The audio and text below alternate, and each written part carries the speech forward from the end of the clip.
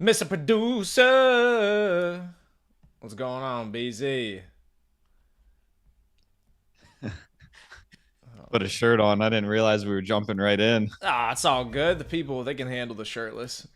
Hold on. You I hit them with the shirtless on every Saturday. I can't be asked to put a shirt on Saturdays. Are you kidding me? Saturday. insane. Ruin my Saturday with a shirt. Unfucking believable. They're lucky. They're lucky I started throwing on a shirt for these streams. I know they want to, check out the charts. They can't handle a couple of pecs on their YouTube screen. Yeah. I'm gonna check out charts, not chest. Yeah, I don't want them distracted. We're trying to look at data and they're looking at my teats. So, well, the title of today's stream ended up becoming such a great title because it does prove our point of exactly what our mindset is on the markets, even considering what happened yesterday with Daddy Jerome absolutely nuking financial markets from fucking TradFi all the way down to your favorite shitcoin. Thanks, Jerome. We appreciate that. But the gentlemen are certainly bullish still. And so everybody who was, shitting their pants a little bit, afraid, thinking about selling their bags yesterday whenever they saw the markets nuking, I'm going to show you this is not the time to capitulate, because if you zoom out on the charts, which we're going to do today, and you look at it from a larger time frame, you realize, oh wait, this still looks like it's going up only to the right. It's like, yeah. So just because you had some local volatility one day and you get a little wick down or a little nuke down back to a level where it's still 3 or 4x higher from 3 months ago, it's not a big deal, right? But locally, people just see what's right in front of them. They see that volatility to the downside. They start shitting themselves. I had one guy message me, and it's not his fault. I mean, he just started buying the coins. He messaged me yesterday. He goes, "Are we still holding until next Q1 or Q2?" Like, yeah, nothing changed. All that means is buy, right? You buy the red in a bull market. Dips are for buying, and you don't sell. You don't sell for a loss. There's no reason to, right? So, but yeah, what are your thoughts on yesterday's news from Daddy Jerome? Old Jerome pal. Yeah, I didn't watch the FOMC live, and I don't think many people did because I mean the past couple, they have 80 years, so the last couple didn't really sellers code show what the market. Am I lagging? Yeah, you're lagging. I don't know if it's me. I'm You were looking. lagging. You were lagging when you were talking on my end, but I don't know if my internet connection says I have full signal, so I don't know. I got Ethernet. I got this bitch wired in. You still lag all the time. No, no, no. That's on the laptop. This is not laptop. This is the heater. This is the Oh, the, the okay. Ethernet. Okay. Yeah, yeah. The laptop is Fugaze for sure. Okay. Uh, Um, yeah, is it still doing it?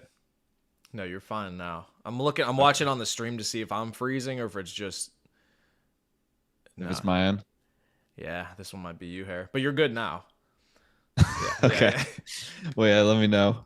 Yeah, you're good. Um, but yeah, so I mean, there's 8 a year, and we saw, we posted the chart in the Taylor score. You posted it yesterday, showing usually what happens. There's a little bit of a bleed. Altcoins usually bleed about 10 to 20% going into FOMC.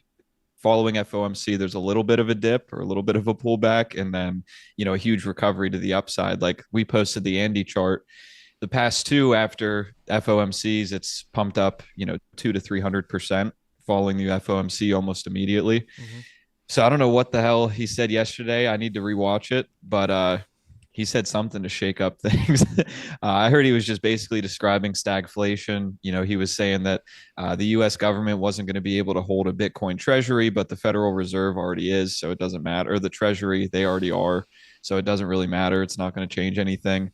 Um, yeah, it seemed like just an overreaction, in my opinion. But yeah, I think it's good. Like you were saying, stuff like this, a shakeout that was this aggressive, the people who are going to sell are going to sell, and the people who are going to hold through anything for the rest of the bull market are the ones that held. Hmm. So we're really getting, in my opinion, a good idea of where true mega demand is and where critical levels on the chart are after a pullback like this. Where it holds, those are the diamond hands that are just, they're not going to sell until next year.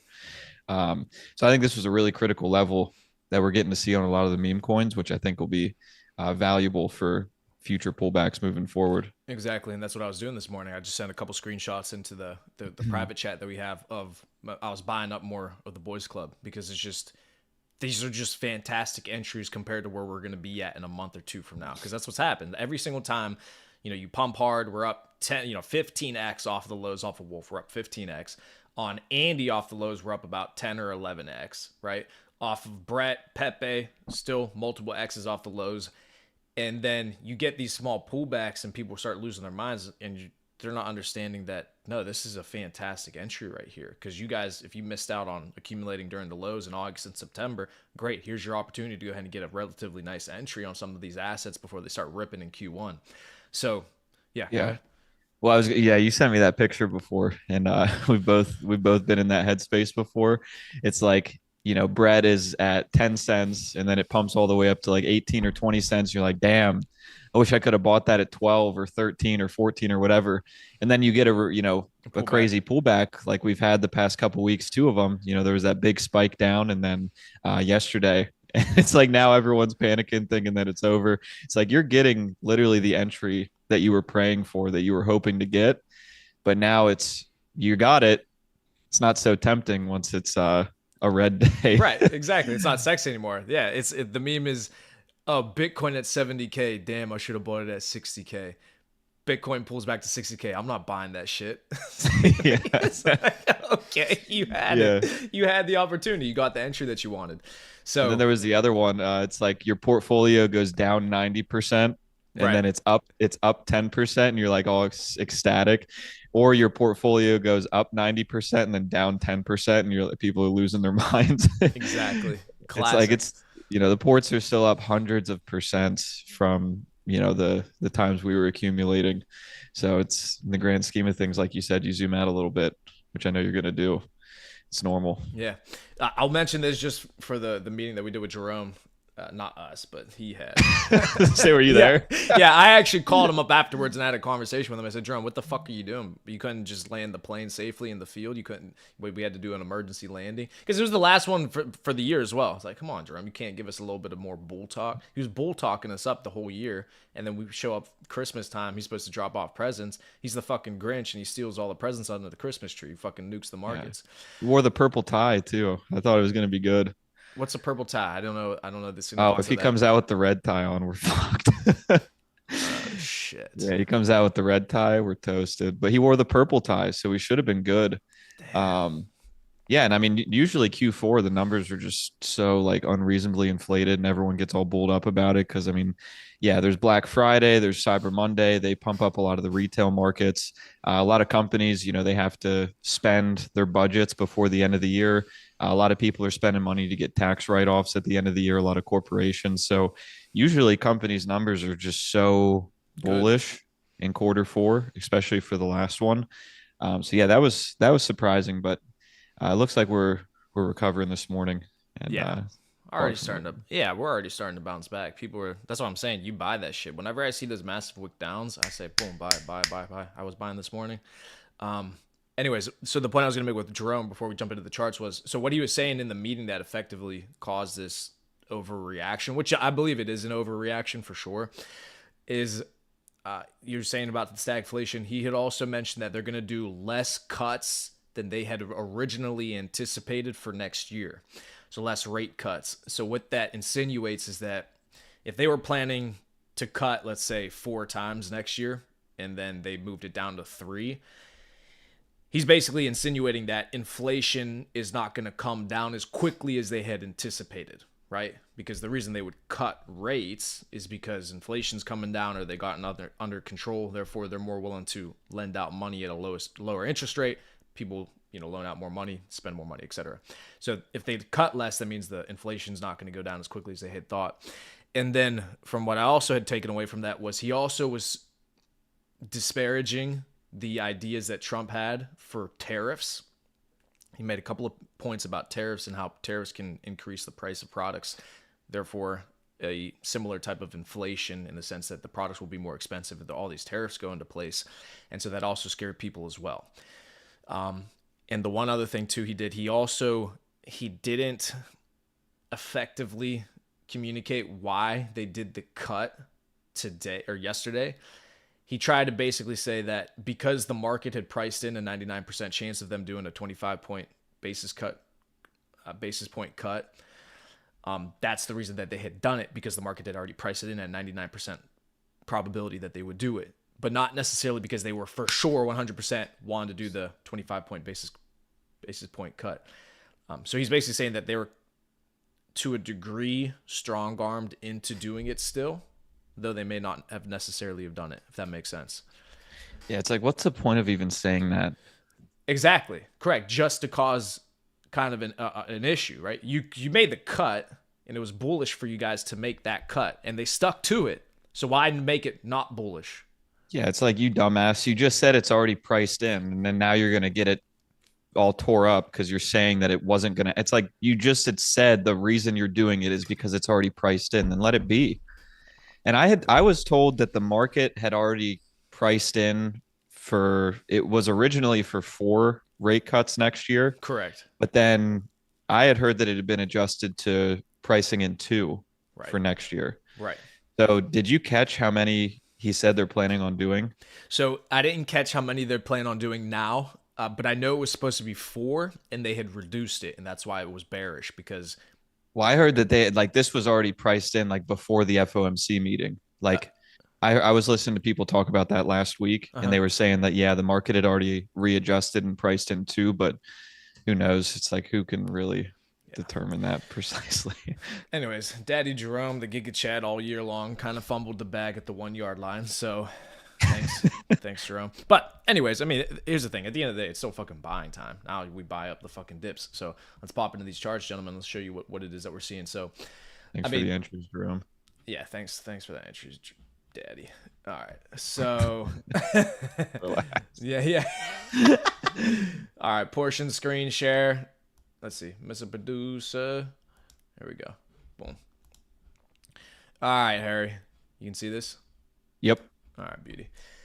So we got the charts up. So last week we were looking at, Monday we were looking at Bitcoin, some of the projections that we had on Bitcoin, some of the fibs that we're looking at. So for you guys that are, in shambles right now, worried about where the market is going, if you look at this chart and what we had done for this past 8-month range of hell, right? You held through this, you bought through this, you were able to survive this entire, just fucking depression zone. If you're able to survive all this, and then you look at this breakout that we had in November, okay, the beginning of November to where we're at now, does that chart looks like it's going down, or does that chart looks like it's going to continue to go higher? Right? I think a 5-year-old could probably answer that question, right? So the point is that local price action, it's not the end of the world.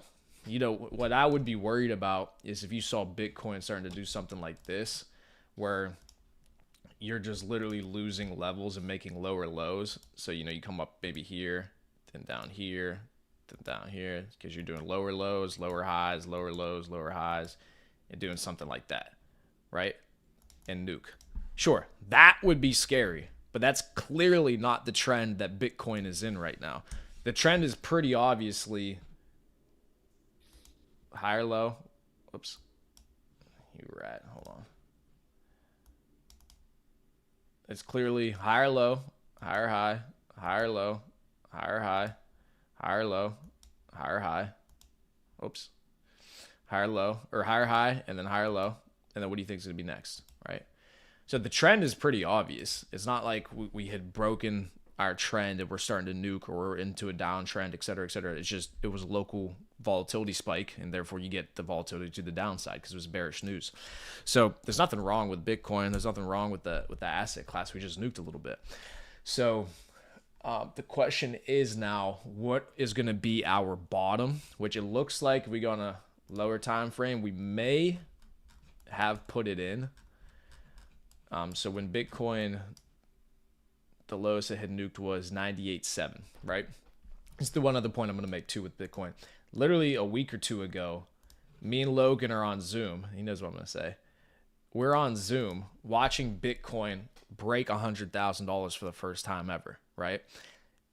When Bitcoin broke $100,000, we were losing our minds, celebrating. Oh my gosh, this is amazing, fantastic, great. Now we're back at $100,000 Bitcoin, which was the greatest thing ever just 2 weeks ago. Now everybody's like, oh shit, are we going lower? Is it over, etc.? We're still over 100K. 2 weeks ago, 100K was like a fucking prophecy or this myth that would never happen, right? Can you measure the price change if you zoom out, or if you put just a little bit more of the chart on screen? Just the price change on the 2 or 3 pullbacks that we've had on the way up here. Yeah, so like this one right here. Yeah, just to get an idea of how much it's pulled back previously. So 12.5%. And then there was the one before that.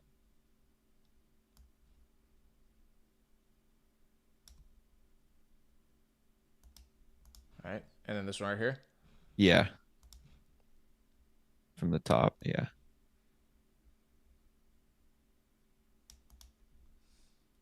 Okay.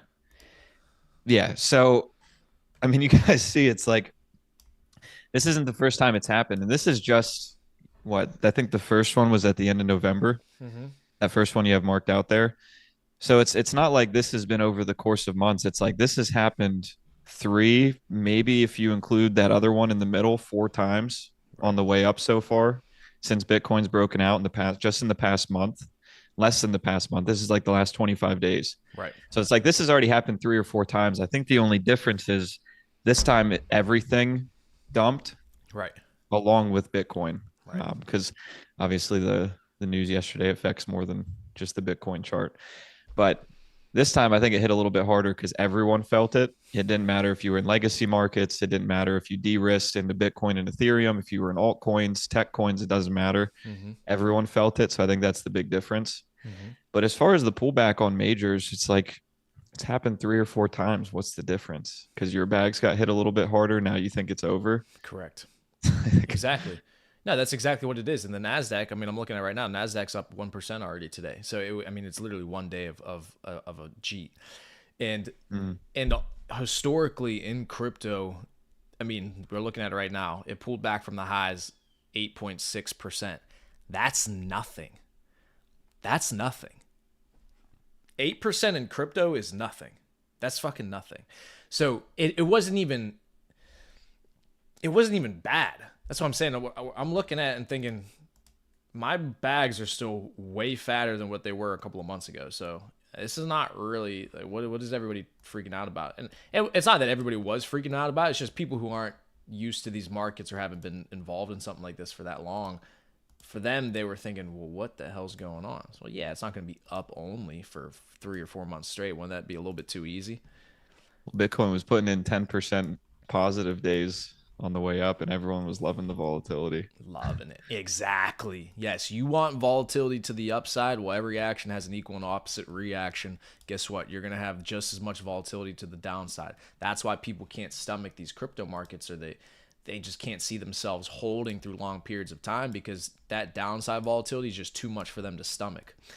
I just want to map this out too, just so you guys understand what a real pullback on Bitcoin looks like. You want to see a real fucking pullback? Can you handle something like this? This was from a couple of months apart. There's your pullback. You want to see a pullback on Bitcoin? There's your pullback right there. Last cycle, it was actually more than that. I didn't even get the top of it. Yeah, right up here. Hold on. There it is. 55% pullback. So from the first top in 2021, so this is a cycle top for Bitcoin, or local top for Bitcoin at April 14th, 2021. It hit, what was that, $65,000. Just a couple of months later, the same year, October 23rd, and then November 9th, 2021, this was the cycle top at 68,000. Right, this is within the same year, within a couple of months. Bitcoin was at 65 and then 69,000. In between that, you had a nuke on Bitcoin, 55%. That's a fucking pullback. Okay? So just to give you some context in terms of what happened yesterday. So 55% compared to 8%? Yeah, player. Actually, that wasn't shit. That wasn't shit yesterday. boys, we're gonna have a bigger pullback than that coming next year. So you better start to mentally prepare yourself for that kind of pullback, because now ideally on a pullback like this, yeah, you would have taken profits towards the top and you would have cheated, sell in May, go away, then come back and buy this dip. Yeah, that's true. You do want to do that. That would be the ideal scenario.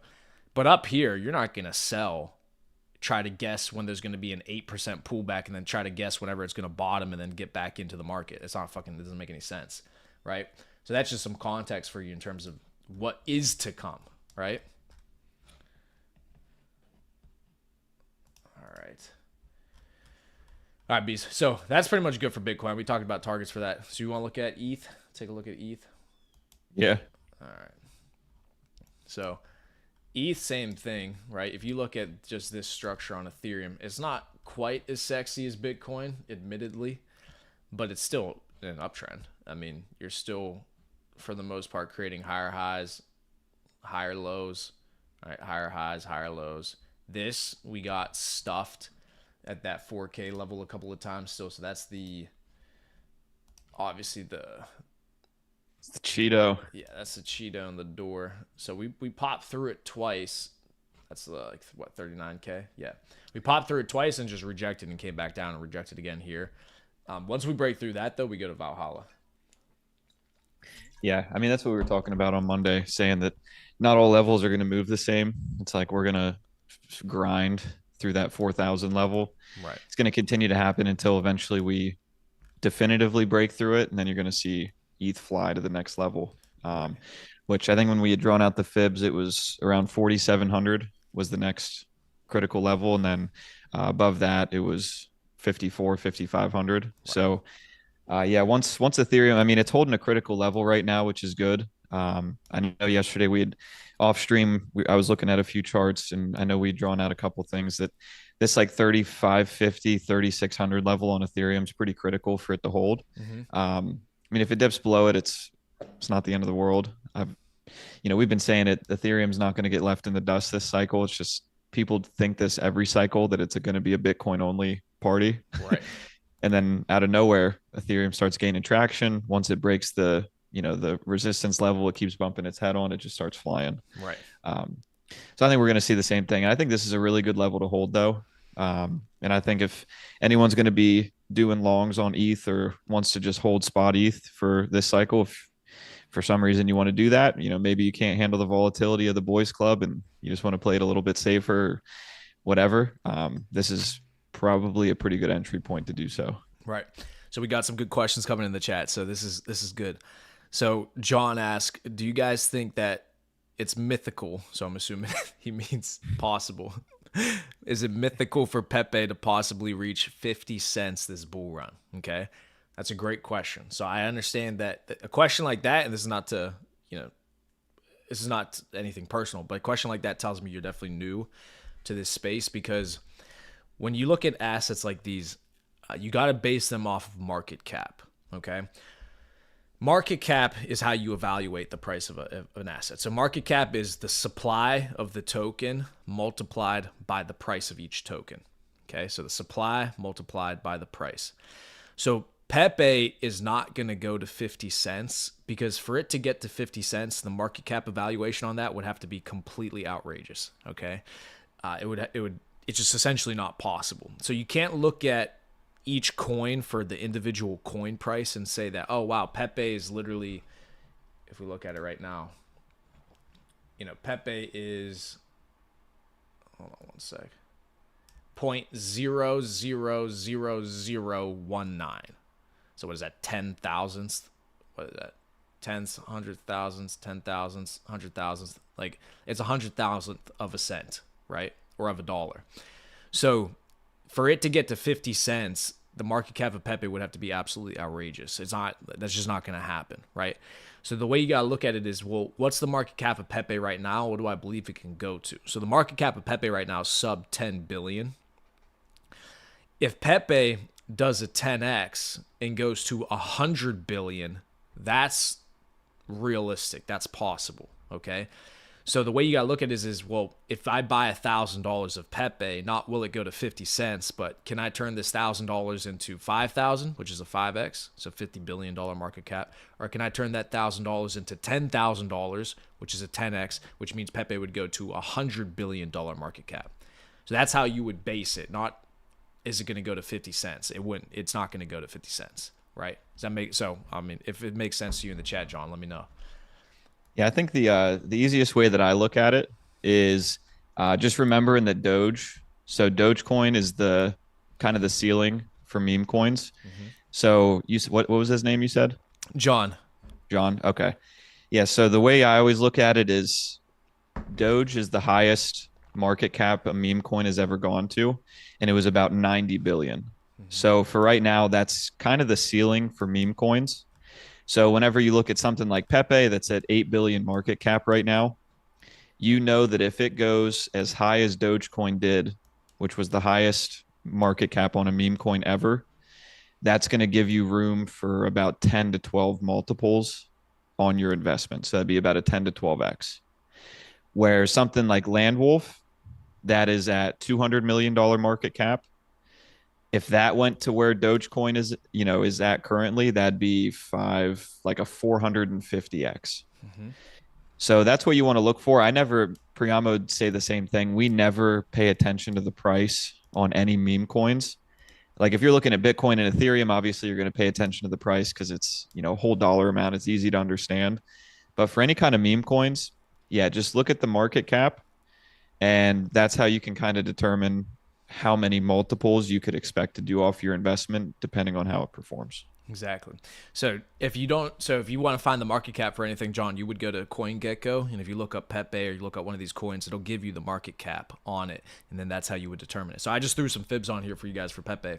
So these fibs are in log mode. So why would I use log fibs? Log fibs, you want to use those in a bull run, because when you're in a logarithmic scale, that means there's exponential growth happening. So you put the chart is in log mode right now for Pepe, and then I put logarithmic fibs over top of it, because if it's a bull market and you believe that this asset's going to grow exponentially, linear mode and linear fibs aren't going to give you a good targets to look for in terms of the next price for Pepe. So on these fibs, you can see how it interacts pretty well with this support line at the 1. So Pepe, the first target on the log fibs is going to be the 1.618, which is about 0.00042. So that's a little bit over a 2x from here. Okay. So that would be the next target for Pepe. And this is why I was saying right now in our private chat, where we give our live updates and positions, things that we're buying, things that we're doing to our organization. This level, I'll just tell you now on YouTube, is where we were looking to enter in Pepe longs and buy more Pepe. Why? Because it's using this as a support level, this 0, right? So when it comes down in here and tests this 1.7, 1.75, 1.8 on Pepe, this is where you want to be buying or entering in longs, because the risk to reward ratio for you is going to be huge, because there's not going to be much more downside, considering that it's using this as support. So it's not going to go much lower, but your upside is bang, all the way up to this 1.618, which is over a 2x. You open up a 10x leverage long on Pepe, a 5x leverage long on Pepe, you're going to make out with 1,000% gain on your money, right? So that's what people look to do whenever they're trying to long these assets. Now, I don't actually recommend necessarily you do that, but that's just to show you how you would look at it. So Pepe, had to put on the loggles for this one. Yeah, I had to throw on some log skis for him. So those are the loggles. But if we take it off of log and we look at the linear chart, right? So that's our target for Pepe, the 4.2. So that'd be a little bit over a 2x. If we look at Pepe on linear, which I don't necessarily believe that would be ideal, but just to see if there's any kind of confluence, let's take the fibs from the linear mode. So if I go right here from the bottom of the range, and then make sure that this is in linear, these fibs. Okay, yeah, so we're good. So these are linear. So it's similar, but you see how they don't necessarily interact with the linear fibs as well, right? It kind of is a little bit more sporadic. But your level, the 1.618, had already been tapped, which was the 2.4. And then we nuked back down. We're trying to use this as support. So the next level on the linear fibs would actually be 3.5 as opposed to 4.2 on the logarithmic. So then you would say, all right, do I believe that this is going to be our next local top, or do I believe 4.2 is going to be our next local top, which is where the 4.2 was up in here. So 4.2 would be up around in here. So what you could say is, well, there's some confluence. If our logarithmic 1.618 is up in here, our linear 3.618 is over here. So you could argue, okay, I would be looking to, how do we throw on? Let me throw on a text box. What do I want to use? Let them cook. Yeah, hold on. I'm getting some fire. I had it mapped out already. Can you draw the Elliott fades on Pepe? Hell no. Where the hell is this box at? They took it from me. Are we on the 5th wave? Yeah, probably, right? That's why it's over. But I would on the 5th fade. I would look for the confluence in here. So I would look for the next local top on Pepe once it makes its next leg higher to be in this area right here between the 3.618 on the linear and the 1.618 on the logarithmic fib. So then this is an area you would look for Pepe to hit next, so up in here, right? Do you guys think crypto is going to be the new cash replacing fiat? Of course, it already is the new cash. I don't know anybody who has fiat anymore. Why would you hold cash? Yeah, I mean, there's a lot of countries that are already fully adopting it. You know, if you look at El Salvador, they've already made crypto the official currency of their country. Right. Which a lot of the families that have lived there for a lot of years, you know, I was listening to some of the stories. They were saying that their family has built legacies multiple times over the years. You know, over the past 40 to 50 years, they've built up a great legacy, great companies, just to have everything taken away from them due to the instability of these, you know, countries' currencies. And they were just so grateful that they were able to use crypto now to finally have something, you know, that they can depend on, that they can count on. They're not going to get their feet swept out from underneath them and have their legacy destroyed again. Mm-hmm. So a lot of countries, they're already using it to stabilize their economy, stabilize the businesses that they have there. And they're putting a lot of tax benefits in place for people that do utilize crypto, mm-hmm. you know, removing taxes earned on capital gains from crypto, you know, not putting taxes on purchases made with crypto. So yeah, a lot of governments are realizing the benefits, especially in, you know, some countries that historically haven't had the most stable economies.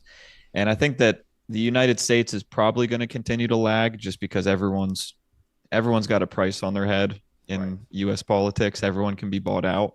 Right. So if you look at investment corporations like Goldman Sachs and some of these massive institutions, they know that if people continue to move more and more towards crypto, that's money coming out of their pocket and out of their investment firm. Mm-hmm. So they're going to do everything they can to jam up the process of adopting crypto in full.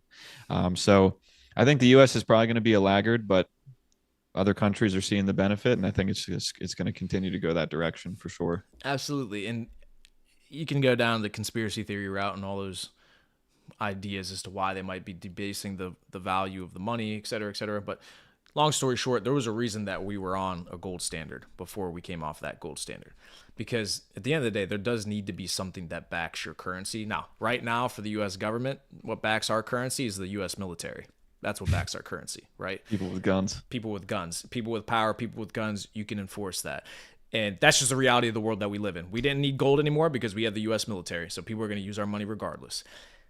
Now, if that starts to wane, or that power starts to wane, or people start to figure out ways to get off of the U.S. dollar as a universal reserve currency for the globe, the U.S. dollar has nothing backing it. There's nothing to protect the value of the dollar. So once the threat of violence is gone for the U.S. dollar, what happens to the U.S. dollar? Well, it's going to fucking collapse.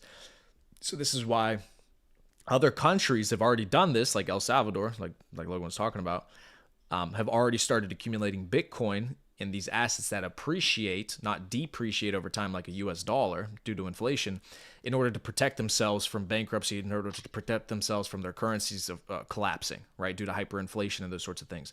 That's a potential for the US down the road, right? So as more and more countries adopt cryptocurrency and use Bitcoin as a reserve currency, similar to the way that they use gold, that's bullish. And they're going to have to do it because at some point, the value of money that is not backed by anything will go to zero. The US dollar is going to zero as we speak. There's literally nothing backing it, and they print more and more of it every single day. Therefore, the value is going down. At some point, they're going to have to do something to fix that, which in theory would be Bitcoin, which of course is super bullish for our markets and for our fucking meme coins, because then all of our bags pump, we sell our bags, and then we go buy Bitcoin with all of our profits. Yeah. I mean, I think it's important for you guys to understand why we believe in crypto and why a lot of people do.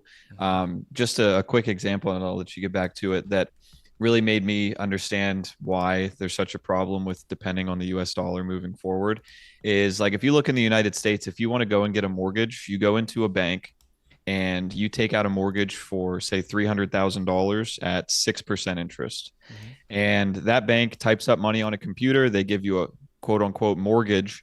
You get the house. They use that, you have that as collateral, where if you don't pay on your mortgage, they're able to take the house away from you and sell it and get their money.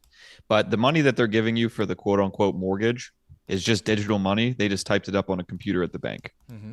So then you're going to go out for 30 years and work every single day, and you're going to pay the bank real money every single month until, over the course of the 30 years, if you're at 6 or 7% interest for that 30 or that $300,000 mortgage, you're paying back $600,000 or $700,000.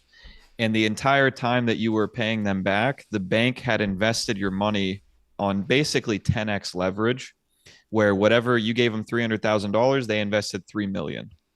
And they have that $3 million invested while you're paying them interest on the money. And you're the one that's making it real money. Like, you're going out working, getting paid real dollars, and then making that mortgage actually real money at the bank. So it's like, this is what's going on in the US. It's like all this just digital money that's just printed up, and, it's just, it's going to collapse at some point. And it's just, yeah, like you said, they're printing it at a insane rate. I mean, since COVID, the printing of the US dollar is just off the charts. So yeah, we're going to have to get back to having it backed by something. And I don't know what better would be to use than Bitcoin, because it's like, yeah, Bitcoin's going to go up, it's going to go down, there's going to be big pullbacks, big upsides. But if you average it out over the past 10 years, it's outperformed every other major asset by a lot. Correct. So it's like, in the grand scheme of things, if you just held it from the beginning, yeah, you'd have ups and downs. But if you just locked your portfolio, put your Bitcoin in cold storage, you'd be outperforming any other investment you could have made over the past 10 years. Exactly. And so basically that was a long way to answer the question of, is crypto going to be the new cash? Then yeah, it is. Yeah. And yeah, it is for sure. And here's the last point I'll make with that, because I've made this point before and it's so important to understand this. Crypto solves all the problems that the banking system has. The traditional banking system, at least in the United States, is fucking horrific. It is atrocious. And they have no incentive to improve it because it's a monopoly. The banking system, yes, there are different banks, but the banking world is a monopoly in the US. It's controlled, it's regulated, you can't get into it if you're not buddy with the people who are running it. They shut down new banks quickly. They debank the people who are trying to create new banks, people who are trying to create cryptocurrencies to replace banks. They have the banking system has the most power in the world. So they're going to crush anybody that can oppose them or try to take that power away from them. And they have all the money, so they can do that very easily. But because there's no competition and they crush the competition, they had no incentive to improve. The banking system, if I want to send you, I use this example every fucking time. If I want to send you $25,000, $50,000, and I've had to do this before, I want to send it somewhere, whether it's to a crypto exchange, whether it's to somebody else, whatever. It takes days for that money to show up in that other person's bank account. And if it's over a $10,000 transaction, they're logging it, they're keeping records of it, et cetera, et cetera. They're documenting it, they're watching you. And you're paying fees, And you're paying fees. Yes. And you're paying fees to send the percentage wire. fees. Yes. Right. So I pay money to be able to send wire transfers. Takes forever. Okay. They're closed on the weekends after 5 o'clock. They're not doing anything. Da da da. Doesn't even make sense. It's all electronic. So I don't understand why it takes time over the weekend before they start that. It's like it's fucking electronic. It should still be able to work on the weekends. Anyways, point is it's terrible. It's slow, takes a long time, hyper overregulated, etc. With crypto, if I want to send somebody $25,000 right now, I can send them $25,000. They'll have that money within seconds, and I might have paid one gas fee. If it's on Ethereum, boohoo, I paid $10, $20 in gas fees, which gas fees don't scale comparatively to how much money that you're sending. The gas fee is only for that transaction. So whether you send $50 or $1,000,000, the gas fee is going to be the same. So, and then even better, if you use a base network or you use a Solana, I guess, your fees are going to be minuscule regardless. So then it's effectively free and instant, right? So how's that not a better system? Of course it is. Yeah, and it's like obviously that stuff is a lot more convenient for on an individual basis, but then if you look at companies that operate in a lot of different countries and have operations overseas, the amount of money that they can save and the amount of time and efficiency that they can improve on being able to move money like that from one country or one currency to another. It's like even on an individual basis, if you're traveling and you go to Tokyo or you go to Stockholm, or it does like anywhere in the world that you want to travel, Mm-hmm. you go there and you find someone, you can exchange your crypto for whatever their local currency is immediately. You're not having to wire yourself money and then the country or your bank is wondering why you're sending yourself money in a different country or wiring money to this person or that person. It takes days. They're closed on the weekends, like Priyama was saying. If you're traveling around the world and you need to be able to get money quickly, be able to get it in different currencies, you can find that in any major city around the world. Someone that will exchange your crypto for whatever their local currency is, and it's immediate. So it's like, yeah, that's convenient on an individual basis, but these companies that have businesses all over the world, they're doing thousands of those transactions a day. It's like it's going to improve so many things for them too. And the more people realize that, the more it's going to get pushed for. Absolutely. Yeah, it's a no-brainer. Everything has gone digital up until this point that was previously not digital. So why wouldn't currency and cash do the same thing? It's just the next logical step, right? So John asked real quick. I'll answer this, and then we'll do our last chart on Andy, and then we'll wrap this up. He said, in the private community, do you have any tools for learning TA and how to use things like the Fibonacci? And if not, how do you recommend learning these tools? So yeah, for sure. So if you join the Taylor's Code inside of the classroom section, there's a bunch of materials in there on obviously all the fundamentals that you need to know about cryptocurrency. The thing with crypto is you literally don't know what you don't know. Okay, so if you haven't been on chain before, if you haven't traded these assets off of normal centralized exchanges, understand how liquidity pools work, lending systems work, trading strategies, etc. Those are absolutely things that you need to educate yourself on quickly, because the more that you know and the more that you understand how this environment operates, the more money that you're going to be able to make, because knowledge is power. The more that you know, the more money you're going to be able to make. So yeah, there are things like that inside the Taylor's Code. And then inside the classroom as well, once you join the school community, there's a section in there, a folder called the Private Crypto Plays. When you join that, we're going to add you to our private group on WhatsApp. So you'll send us your WhatsApp. We'll add you to our group chat where we're giving live updates on all of our positions, when we're buying, when we're selling. I'm going to send in personal charts that I only send in that group chat that show exactly what the levels are, where we're going to be selling, taking profits, when we're going to be buying, etc. And I'll teach you and I'll show you how to do those sorts of things. So like fibs, I'll teach you how to do that. It's very simple, but you just got to understand how it works. So yeah, correct. Yes. Long story short, yes, there are ways for you to learn that stuff inside. And once you join the Private Crypto Plays, you'll have our phone numbers. So I call these guys and I just help them do things over the phone. I'll literally call you and I'll show you how to do everything. Okay. Let's see. Buy crypto with fiat anymore in like 10 to 15 years. Also, you think we can't buy crypto with fiat anymore in like 10 to 15 years? It just depends what you consider fiat to be. So there's always going to be a form of government centralized currency, and whatever that currency becomes is what you would just use to buy the crypto, because all Bitcoin divided by USD is it's literally just a pair trade. So people look at things like Ethereum over Bitcoin, which is a pair trade, Ethereum divided by Bitcoin to get some kind of alpha on how the markets are going to behave. It's just a pair trade. So it's Ethereum denominated by Bitcoin. Bitcoin denominated by the US dollar is still a pair trade. It's just the value of each other compared to each other. So whether it's a US dollar or a different centralized currency, it doesn't matter. There's always going to be a way to buy crypto, if that makes sense. Yeah. And I mean, one thing I wanted to mention quick, I think it's kind of a conspiracy theory, I guess, still at this point, but a lot of people have hypothesized that the government was going to go full digital currency regardless. It's just the big difference with crypto is that it is decentralized because obviously the government, they want to establish as much control as possible over pretty much every aspect of people's lives if they can. And if you guys look at, like, there's a lot of places around the United States who have completely stopped accepting cash or paper currency. You have to pay with some kind of digital payment. And so a lot of people have hypothesized that like the government would issue some kind of centralized digital only currency so that they can regulate things like you have an emissions allowance where every single month, you can only buy a certain amount of gas and then your digital asset is tapped out and you can't spend any more money on gas for the month. Or you have a food allowance where based on the amount of dependents that you have in your home, you're allocated a certain amount of money to spend on food, which obviously with the way things are right now, that sounds insane, but there's been a lot of people who have hypothesized the US is going to move in that direction. I do think that it's going to be digital. And I think that crypto is great because it's decentralized and it's giving us an opportunity to, yes, still have free will and be able to move our money where we want it, when we want it, any time of the day, any week of the month, doesn't matter. Correct. So I think that's just important to know that a lot of people already think it's going digital, but I would definitely prefer decentralized. And I think everybody would. Exactly. That's the whole point. Decentralization. Centralized is always going to be government controlled, people controlled. Decentralized is not people controlled. So therefore, obviously you can hopefully operate a more free environment. And just John, so the link for the school community should be in the description below. So that's how you can pop in. Let me double check and make sure it's in there.